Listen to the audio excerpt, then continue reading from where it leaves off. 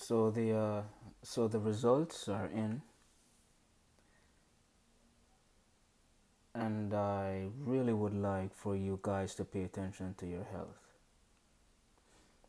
I did the video about the chemical warfare over there in Syria, the so-called chemical warfare. But people really don't talk about the chemical warfare here in the West with these Monsanto foods, these chemical foods that we're eating. Now, some people do, yeah, they do videos about it, but it's not something that you see on the internet every day. Now, this video was posted on CNN. I have it on my phone, but I don't want to do the video from the phone. Anyway, it says here, once again, strawberries top the list of the 12 dirtiest fruits and vegetables, according to the Environmental Working Group. Every year since 2004, the group, a non-profit, non-partisan environmental organization, ranked pesticides contamination in 47 popular fruits and vegetables for its shopper's guide to pesticides in produce. Pesticides include a wide array of chemicals that kill unwanted insects, plants, molds, and rodents. Spinach is the second dirtiest item on the dirty dozen list, followed by, in order of contamination, nectarines, apples, grapes, peaches, cherries, pears, tomatoes, celeries, potatoes, and sweet bell peppers. And just to add, these are things that I eat a lot, especially apples and cherries and tomatoes. I eat a lot of sweet bell peppers. Anyway, to continue, each of these foods tested positive for pesticide residue and contain higher concentration of pesticides than other produce. In fact, nearly 70% of conventionally grown non-organic produce samples were contaminated, the tests indicated. Pause right there. Guys, you need to start cultivating your own food if you can. For those of you who cannot, please wash your produce or try to go to the farmer's market. It's imperative because shit is getting out of hand. Let's continue. The 13th suspect. The Shopper's Guide is based on results of tests by the U.S. Department of Agriculture and Food and Drug Administration on more than 38,000 non-organic samples. The Environmental Working Group looks at 6 measures of contamination, including the average number of pesticides found on samples and the average amount of pesticides found.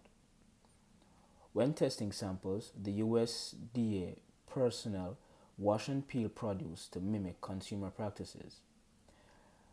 A single sample of strawberries showed 20 pesticides, the report indicated. More than 98% of strawberries, spinach, peaches, nectarines, cherries, and apples tested positive for at least one pesticide residue. You heard that?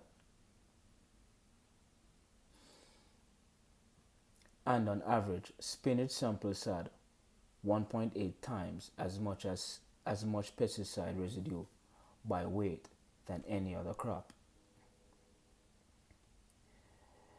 This year, the Dirty Dozen list is actually a baker's dozen and includes a 13th suspect, hot peppers. Well, I don't eat hot peppers, so that's not gonna bother me. These were found to be contaminated with insecticides toxic to the human nervous system, according to the organization. Anyone who frequently eats hot peppers should buy organic. Okay, I just want to pause here for a second. I remember when I first came to America, And I remember within my first, I would say, my first 6 months to 8 months, I was in awe because I was seeing people deformed. I was seeing things I've never seen before in the Caribbean, especially when I went on 125th Street in Harlem, right there by Lexington Avenue, Park Avenue, around that area. I think they have like a rehab around there. You will see some of the most disgusting looking people. I would see sickness upon sickness. I would see people walking from the ground up to their hips. It's vertical. From their hips to their neck, it's horizontal. They're walking like an upside down shaped L. I've never seen that in the Caribbean ever. I'm hearing about these different types of sicknesses, some of the names I cannot even pronounce. In Jamaica, all we knew was like common cold, flu. Cancer is new to Jamaica. We knew about diabetes. I remember when cholera first came on the scene in Jamaica, it was in the early 90s. We really didn't know about a lot of these sicknesses. It was just like common things. Prostate cancer is new. Prostate cancer is like 10, 15 years old in Jamaica. Okay? It's the foods that people eat in this country is what's killing you people. Or us, I should say, because I now live here. Anyway, let me continue. Where was I? I was here, right? If you cannot find or afford organic hot peppers, cook them because pesticide levels typically diminish when food is cooked. Let me pause again. Men, cook your food. These females who like to go out to eat and they want you to take them to these expensive restaurants, you don't have to stop, but diminish it. Okay? It's best to prepare your food at home where you know what you're doing with your food. You know how long you cook the food and how well you cook the food. Because a lot of these restaurants, they're cooking for a lot of people, so they don't take time to prepare the food quickly. It's all about capitalism. Let's continue. Where was I? Okay. Chronic health implications. Children are of special concern as younger bodies have greater susceptibility to pesticides than adult bodies, the report emphasizes. Research suggests that pesticides may induce chronic health complications in children, including neurodevelopmental or behavioral problems, birth defects, asthma, and cancer, noted the authors of the 2012 American Academy of Pediatricians report, quoted by the Environmental Working Group. Other studies indicate that a child's earliest exposure to pesticides through the mother during pregnancy may also be harmful. Let me pause right there. You see, a lot of women when they're pregnant, they have to eat for two. So they just eat. They eat. It's an emotional journey for them at that time period. So for the guys who are married or with, girlfriends or so on and so forth, you have to put the time in at that time to really guide your female into eating what's right, because it will benefit the child, in her womb. Okay? Where was I? I think I'm here.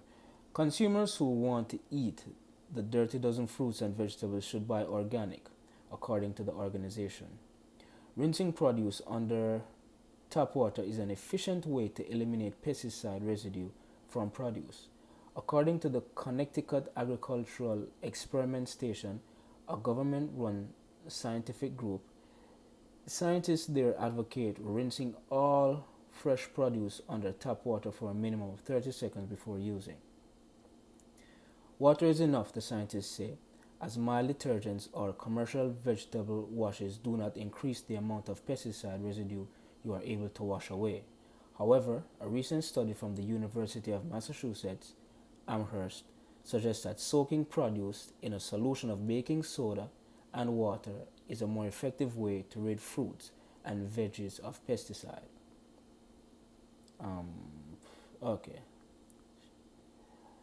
Tom Stenzel, president and CEO of the United Fresh Produce Association, says consumers should not rely on shopping guide when deciding which fruits and vegetables to purchase. The industry group represents growers, shippers, fresh cut processors, wholesalers, distributors, and retailers.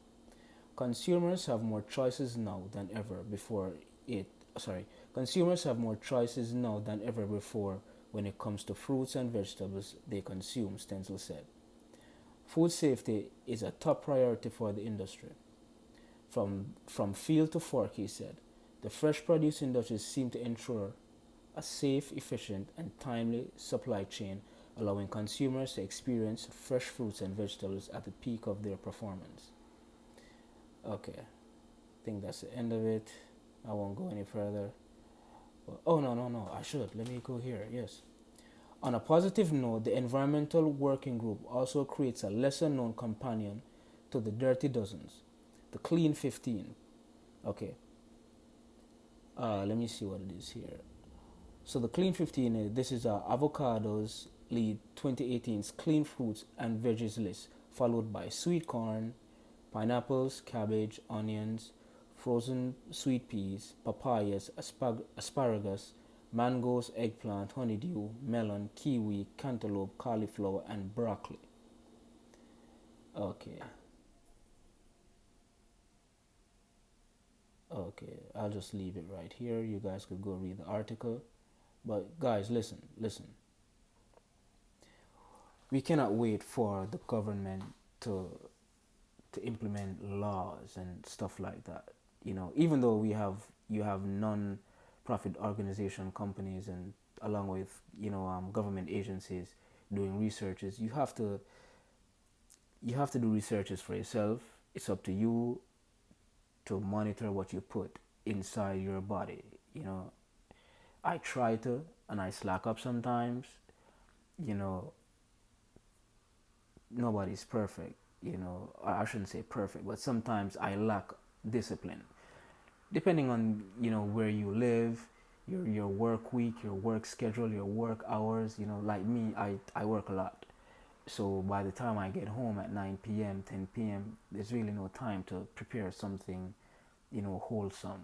Sometimes I grab something off the road which I'm cutting out, or when I get home, I make a sandwich, something quick and easy.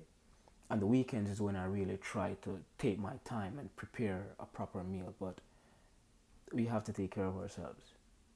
We just have to take care of ourselves.